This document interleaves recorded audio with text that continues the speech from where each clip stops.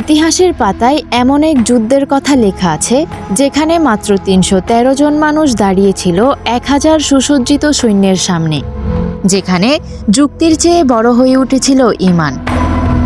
সেটিই ছিল ঐতিহাসিক বদর যুদ্ধ। দ্বিতীয় হিজরি, মদিনা থেকে প্রায় ৮০ মাইল দূরে বদর উপত্যকা।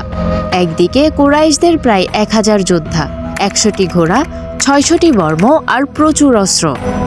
অন্যদিকে মুসলিম বাহিনী মাত্র ৩১৩ জন। সম্বল ছিল ২টি ঘোড়া, ৭০টি ওঁট এবং মাত্র ৬টি বর্ম।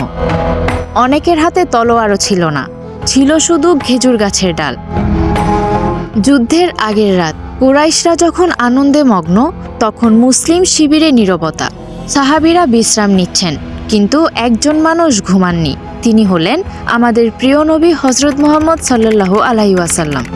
তিনি সিজদায় পড়ে আল্লাহর কাছে কাঁদছিলেন, হে আল্লাহ, তুমি যদি আজ এই ছোট্ট দলটিকে ধ্বংস হতে দাও, তবে পৃথিবীতে তোমার ইবাদত করার মতো আর কেউ থাকবে না।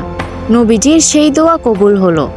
আল্লাহ আশ্বাস দিলেন, আমি তোমাদের সাথে আছি। সেদিন রাতে বৃষ্টি নেমে কাফেরদের মাটি পিচ্ছিল করে দিল আর মুসলিমদের বালুকে শক্ত করে দিল। সকাল হতে যুদ্ধ শুরু হলো। আল্লাহ তার ওয়াদা পূরণ করলেন। কোরআনে বলা হয়েছে, সেদিন ফেরেশতারা মুমিনদের সাহায্য করেছিলেন। মাত্র কয়েক ঘন্টার যুদ্ধেই মক্কার দম্ভ ভেঙে গেল। আবু জাহেল সহ কুরাইশদের ৭০ জন নিহত হলো, ৭০ জন বন্দী হলো। আর মুসলিমদের মাত্র ১৪ জন সাহাবী শাহাদাত বরণ করলেন। বদরের সেই যুদ্ধ আজও আমাদের মনে করিয়ে দেয়, যদি ঈমান সত্য হয় তবে বিজয় শেষ পর্যন্ত মুমিনদেরই হয়।